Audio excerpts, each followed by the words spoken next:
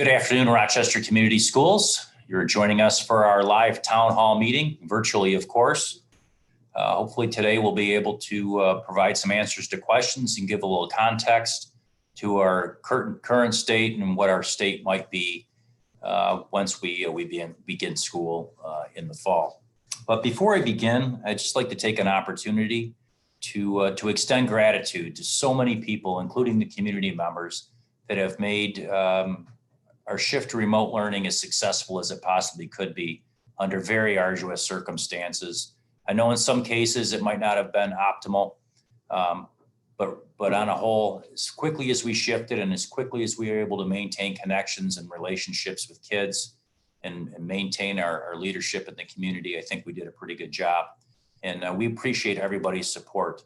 I also want to show gratitude to our entire staff, our food service workers, our support people, our teachers, our administrators, as they continue to work diligently, not only on closing out the school year and preparing for next school year, but doing things like planning for the best possible graduation celebration that we can, and end of the year celebrations, and thinking about our task force work as we move forward. So I think before I get into questions, if it would be okay, is just to talk a little bit about what we've done so far this year in terms of remote learning. As you know, we started a district task force in the end of February. That task force quickly was built out and helped us shift to remote learning and to continue to adjust that remote learning as we moved along.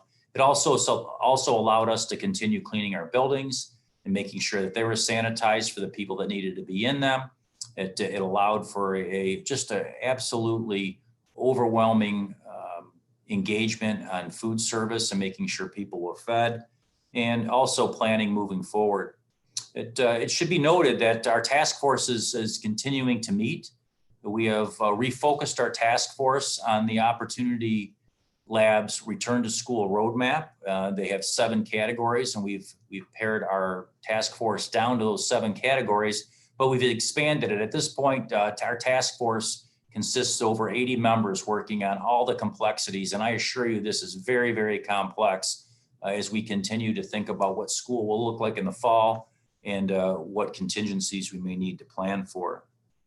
So many of you will have questions about timing, and I'll jump to the questions just in a minute, but I just want to talk about a couple of other things that are top priorities for our school district. Again, social emotional learning, maintaining connections, building relationships, and making sure that our staff and our students are safe are always our top priority. Right up there with it is making sure everyone feels safe, valued, and respected. And in our current environment, I think that's a moral imperative to make sure that we say explicitly and specifically that everyone has a right to feel safe, valued, and respected. And our work with diversity, equity, and inclusion will continue. If you haven't heard, our Executive Director for Diversity, Inclusion, Equity, and Belonging, Robin Carter, has been tapped to serve at the county executive, and we're happy for her as she moves on to serve even a wider constituency. Fortunately, we have plans in place, and we're not quite ready to announce them, but we will be filling that position in the short run with an interim Executive Director for Equity and Inclusion, Diversity and Belonging, and then we'll be moving forward with that position. That's a critical fill for our organization, even in these difficult budgetary times, and we'll continue with that really, really strong work that's been supported in our community in so many different ways. If you were wondering about one-to-one and about our computers, and I'll talk more about this as we get into specific instructions, but it just kind of helps us think about the vision of the school district and where we're headed. We have, and the board has supported, made a decision to moving it to a one-to-one environment. We have made an order for approximately 11,000 computers so we can, Chromebooks, so we can fill out and make sure that we're in a one-to-one environment. Should we need to shift to remote learning in the future, every one of our students will have that opportunity to be able to shift. So let's talk about vision for a minute, because that's really, I think, critically important. So if you were wondering what our vision is for school in the fall, I would tell you this, and this is the work of our 80+ members of our task force, and informed by the many different organizations that I've been able to be involved with as this crisis moves along.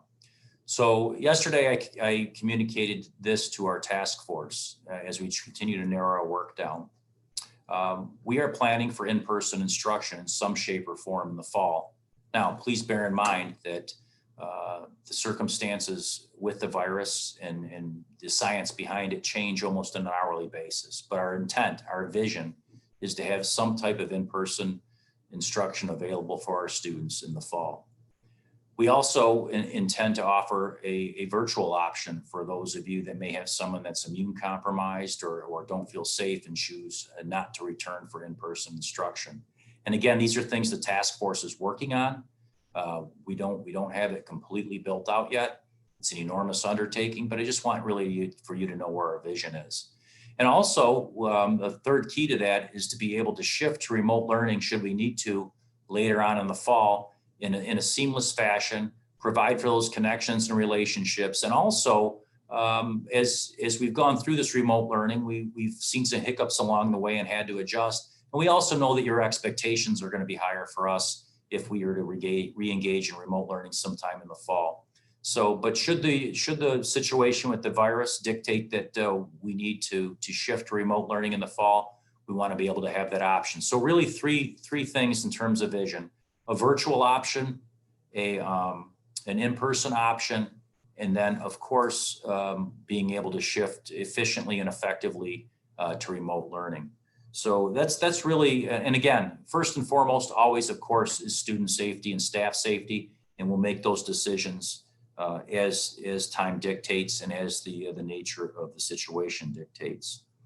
So if you were wondering what the Opportunity Lab initiative is and the Return to School Roadmap and the buckets, there's governance, wellness, instruction, facilities, operations, and technology. And that is something that we're watching very closely and something we're patterning our work off of. We've also been benchmarking a number of school districts across the country that we've been able to dialogue with, and that is also helping us to inform our work. So let's jump into the questions, and I think that might help spawn some more, spur some more discussion. So question one here I have is, will students return to school in the fall? Again, it's our intent, it's our vision to have schools return to the fall. If we've ever learned anything about our education system, we've learned about how important it is to our community, our kids, and to the wellness of our entire community.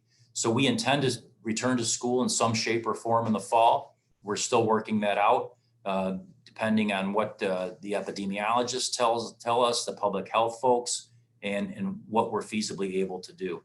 But at this point, on August 31st, 2020, we intend to start school in some shape or form. Will the school calendar change in the fall? Thank you, Cindy. At this point, we have no plans to change the calendar. That would be something that we work out with our Rochester Education Association colleagues if we were in a need to do that. Do we have a date to provide what's next so parents can prepare in the fall? I'm so glad someone asked this question. These are chaotic times, and I know everyone wants answers. If you're not aware, I have been appointed to the Governor's Advisory Council, Return to School Advisory Council. I'm also serving on the Michigan Department of Education Suburban Work Group for Return to School, as well as the Oakland County, the Oakland Schools Return to School Task Force. Doing everything we possibly can as a task force, as a team, as a county, and a state to make good decisions, to make sure we're well-resourced and be able to have a plan moving forward. And I assure you that we will communicate that plan and give you dates when we can. I expect there to be more answers in the next month to 6 weeks. But as you know, things change on almost on an hourly basis. But I want you to know that we're working on it diligently, and we will provide you with information as soon as possible. If we move to remote learning again, will there be more rigorous curriculum and consistent expectations for students and staff? Will attendance and grades matter? This is something the task force is working on. As I said previously, we know your expectations are going to be higher for remote learning. We know that beginning a school year and beginning instruction and the impact that has on things like college admissions is critically important. So those are all things that are being taken into consideration. And I would say you could probably expect really probably a more rigorous and consistent platform going into the fall just by the sheer nature of necessity. Are you looking into the possibility of providing one consistent platform for learning like Google Classroom? Again, this is something our task force is looking at. It's something that they're very, very aware of. And I do believe that is the direction that they're going in, is to ensure that all of our staff is trained in a platform and that we can stick to one consistent platform. Is the district considering plans for alternating day in-seat instruction? We are considering many, many different contingencies, and all of them have a cost. And we haven't really talked about budget yet, but it's important for you to know at this juncture, we have no projection for our revenue for the 2021 school year. We have to pass a budget. The Board of Education will be considering a budget next Monday night. They have to by the end of June by state law. And we actually have no projection for what the state budget will look like. So to say that we're going to say do a hybrid or do a third of the kids, a third of the kids, and a third of the kids, I simply don't know the answer to that. Number one, because we're still not sure where the science is going to lead us by that time. But more importantly, we're not sure what we can afford. Not more importantly, shouldn't have said it that way. But the reality of it is, ladies and gentlemen, none of this is feasible if we don't have the resources to do it. And at this point, I'm really having a hard time forecasting what that revenue looks like. Again, though, I want to say what our vision is. Our vision is to have in-person instruction in the fall, if at all feasible. What that looks like, we're not sure yet. You can imagine the complexities that go hand in hand with things like hybrids and that nature. You may be aware the district is conducting some what we call market research at this point. Many of you might have gotten calls. Some of you may have missed them because they look like spam calls. That's okay. We've got an organization that's conducting this research that is doing it in a scientific way, so we can get a representative sample and get some good feedback. That won't be the only data point that we use to make decisions, but that's also going to help us inform really what you would like to see in terms of instruction and what you and your families can tolerate in terms of you being able to take care of your children, being able to take care of your livelihoods and go to work and make sure that they receive the education that they need. And you know, our vision is always to provide them with a world-class education to the best of our possible ability. So again, we're conducting some market research to kind of see what your needs and wants might be, and then also to predict maybe what our enrollment might look like in the fall, and then we'll make some decisions based on multiple data points.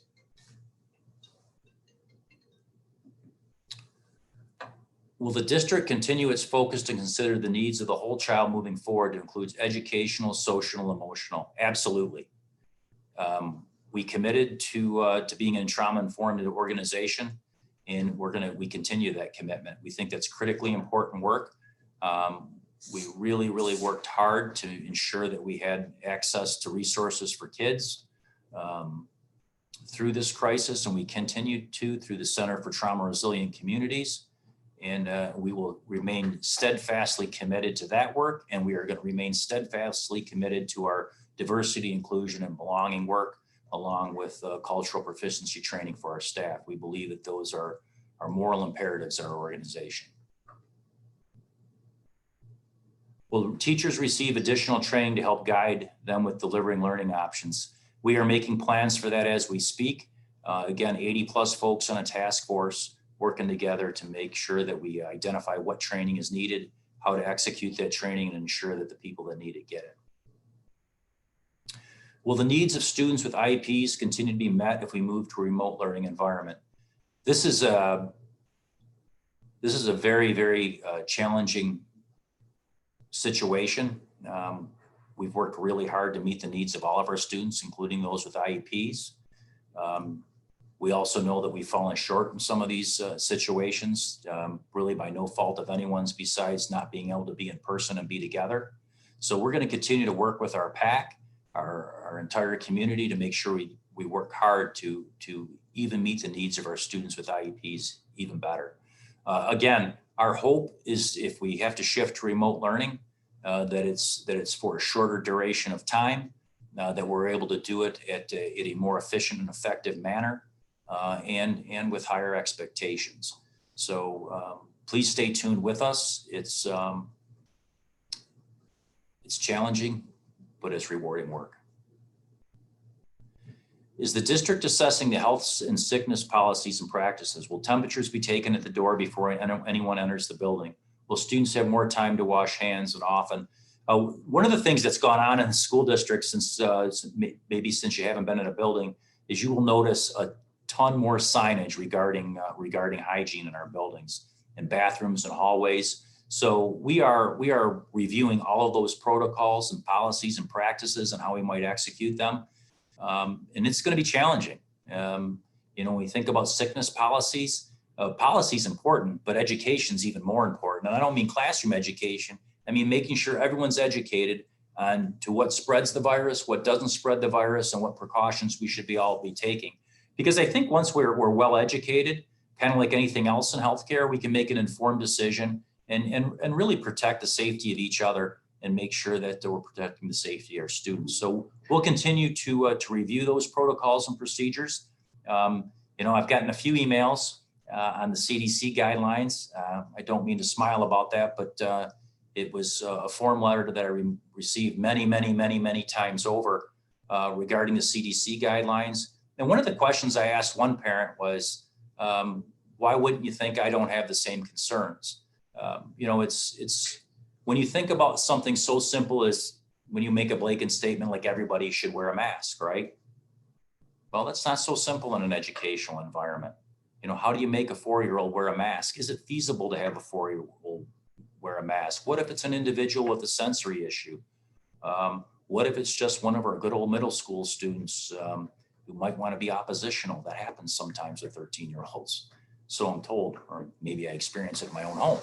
But nonetheless, tongue in cheek aside, ladies and gentlemen, these are chaotic and complex times, and we're considering all of that. Please don't walk away from this town hall saying he's saying everyone has to wear a mask. I'm not saying that. I'm saying that we're considering procedures and trying to identify those that make sense, those that are the highest leverage to keep people safe, with the intent of being able to have some type of in-person instruction starting August 31st. Again, depending on what happens with the course of the virus, depending on what happens with the guidance we're given from the state of Michigan. I wouldn't even say guidance, I would say direction. How has the district enhanced cleaning and custodial procedures? What about the buses? Are the chemicals safe? Our understanding are the chemicals are safe. I get a talk to us last week. I think what scared people when we say the Clorox 360 machines, when we think of Clorox, I think many of us, well, I won't speak for you. Someone my age might think Clorox bleach. It is not bleach. Clorox is nearly a brand. If you're interested in knowing what chemicals are used in the Clorox 360 machine, you can hit the talk to us button. We'd be happy to connect with you. I don't have that committed to memory. But I can tell you that we've worked with a number of experts to identify the best possible way to clean our buildings. So right now, for instance, at our Caring Steps childcare facility, which is opened as a disaster relief childcare facility, our custodians are wiping surfaces down, and then they're using the Clorox 360 to make sure that the room is in fact disinfected. I want to touch base on masks one more time. We have a question here. Will masks be required? If optional, please ensure kids who want to wear masks won't feel embarrassed or shamed to do so. That is going to be important in terms of our diversity, inclusion, and belonging work. It's our social, emotional work, really to make sure everyone feels safe, valued, and respected, and understand that if someone chooses to wear a mask, there's probably a reason for it, whether it makes them feel comfortable, whether they have a medical condition. We have to make sure we educate kids that to respect other people's choices. And again, I'm not saying kids are going to have to wear masks. We don't know that yet. And there's a lot more to be planned out before we make that decision. How will students get back? How will students get back on track in the fall? I hope the teachers will not be rushing through the classes. You know, I always knew that our teachers cared deeply about their students in this school district. I never had any doubt about that. But to the depth that they feel committed to their work and making sure that kids are connected with, and sure that we don't lose anyone and have them fall behind. I'm very confident that we're going to have a plan in the fall that accounts for this and make sure that we provide for that intervention in terms of academics and social emotional. I think we're far underestimating the impact of the social emotional challenges that this crisis has caused not only we adults but also our students. So there's going to be a lot of support needed, and we're planning for that. Will students be able to participate in sports, specials, band, theater, and clubs in the fall? Again, this is something we're working through. You may have seen the document from the Michigan High School Athletic Association. As we know it right now, the Michigan High School Athletic Association is saying that no one should be in a building for any reason, including a weight room. We also know that the governor's executive order said students should not be on campus for any type of instructional or athletic purpose. So we're working on that. We're working with our athletic directors. We're working with our legal counsel, as well as the Michigan High School Athletic Association, to determine not only what sports looks like, but also our school band and orchestra association, to try to understand what band and things like theater and that will look like. Please be patient with us. I know I'm saying that a lot. I know I'm not giving you a lot of answers, but the complexity of this really blows one's mind. What is the feasibility of increasing smaller class sizes for more social distancing? This is another question I'm really glad was asked, because you know, it's easy to throw around the word social distancing. I actually like physical distancing. I don't want social distancing. We want to stay connected. If there's anything I miss, is being able to be connected with my colleagues and with our students. But I want you just to consider how many classrooms we have, how many kids fit in a classroom, for instance, in a socially distanced environment, and how many we would need. Think about that in the complexity of buses. We have 77 passenger buses. We have about 100 buses.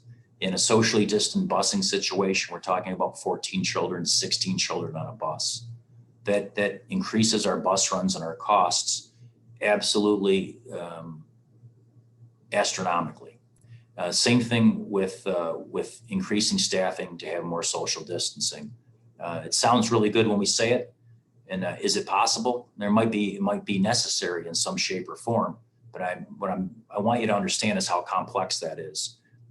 For instance, in an elementary school, and we've already started to set up some rooms and try to take a look and see what that feels like instructionally, what it looks like, and what the capacities are. You know, in a high school classroom of 13 kids in a class where you might normally have somewhere in the neighborhood of 30, you can already see that doubles your need for instructional spaces. And then just to start to talk about all the other complexities about how you feed children, where you feed them, what are the cleaning protocols for that. I'm not telling you we can't do it. I'll tell you what, I've never worked with a better group of professionals that care and love your kids more in my life. And I'll tell you, if there's a way to do it, they will. What happens if a student or teacher is diagnosed with COVID-19? Right now, we're following the guidelines of the whole Oakland County Health Division. And of course, what comes into play there is quarantine and treatment. And we are also looking at protocols for contact tracing and how that would work and what we would need to do. We're very fortunate in our school district to be able to have Ascension Providence in our community, and also be able to have great municipal partners like the city of Rochester Hills. So not only have we're fortunate enough to have our school nurse from Ascension Providence, Tanya Regmont, advising us, but we're also been able to be in direct contact with the experts at Ascension Providence. So we'll have clear procedures for that. by the time we launch school in terms of what that looks like when we're actually in an instructional environment. 19, where there'll be layoffs. This is a very, very difficult question for me to answer because I don't think it's, I think we all know the answer to that in terms of if our budgetary situation stays like it is right now and our costs increase the way we think they may. So let's take, for instance, the state of Michigan is probably going to prorate our budget this year. That means we're not going to get as much money as not going to get as much money as we think we might, that we planned for. Sorry, my phone keeps going off. I apologize. And then to take another $500 to $700 per pupil cut next year when our costs are increasing potentially anywhere between 10 and 25%, that is going to be very, very difficult. We're going to do everything we possibly can to ensure the viability of our organization moving forward and ensure that we continue to accomplish our mission and our focus, because it's really, really critical. The mission of our organization, ladies and gentlemen, is serving kids, and we've got to maintain our ability to do that no matter what. Moving forward as a district, could we take this opportunity to hire more teachers of color? I want to talk about this again. I want to make sure people understand how committed we are to our diversity, inclusion, and belonging work. I know our parent network has been working actually on this topic for quite a long time. It's something that we had heard in previous in-person town halls, and it's something that we're focused on. But I want to be realistic about it. There's a real potential that we won't be hiring anybody this year. We are at this point, we are hiring no one. Our plan is to replace critical positions like our executive director for diversity, inclusion, and belonging. But in terms of hiring, we may not be hiring at all. But if we are hiring, we are definitely going to be considering, always considering our need to have a more diverse workforce. Got another question. How can parents and community members advocate in Lansing to ensure the legislature maintains funding levels? That's a great question. I would say initially, get informed. Make sure you know how schools are funded in Michigan. And if you don't, there's no shame in that. We actually have an explainer video on our website. I would urge you, it's 2 minutes, but it does a really good job of explaining how we shifted from local support of public schools in 1994 to Proposal A, and how schools are dependent on state sales tax and funding from the state on a yearly basis. So step one is to get informed. Step two is to build relationships with your legislators. It doesn't do us any good to walk into a legislator's office or call them up on the phone, send them 1,000 form letters and yell at them. Nobody likes to be treated like that. Nobody, and I'm not sure of anyone really that causes anyone to act from time to time. I think what does cause people to act is real communication, real relationships. So I'd urge you to build those relationships with your legislators, get to know them, and also have them get to know you and why you believe what you believe for your public schools. You know, one of the things about Rochester Community Schools that we're very grateful for is we have a community that values, celebrates, and supports its public education system. Rochester Community Schools is a model of what public education should be in Michigan. Can we continuously improve? Absolutely. We always have more work to do. We can always get better. But when you think about what a public education system should be and could be, we're a pretty darn good example. And that's also important for the people in Lansing to know. They need to know what success looks like. They need to know your stories. So sometimes only, saying we need more money or we need support or you need to pass a budget, that's important. But it's also important for them to know all the great things that are happening on behalf of kids in our school district. In terms of, and if you can send them a picture or send them a note about what we're doing is great and why they should support it, that's a positive communication rather than pounding your fist on someone's table. Sometimes there's a need for that. There's no doubt about that, but I don't think we're there yet. We're continuing to work forward with the Governor's Advisory Council. I know the Governor's Task Force is working, and as much as I would like to have a budget right now, and I think I'm urging them to get to a budget. I think your first step as a community is to make sure you know how schools are informed, connect with those legislators, and ensure that they understand where you're coming from and why you support your public schools.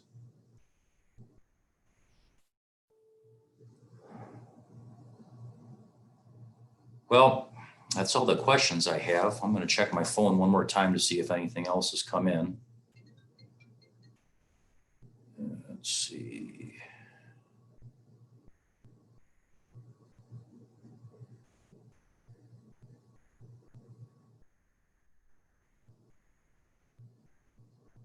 Yeah, someone just sent me a talk to us about my phone being on. I apologize for that, but unfortunately, I don't hear very well, and I've been on the phone back and forth with Lansing all day, so I do apologize for that. I should have had it off.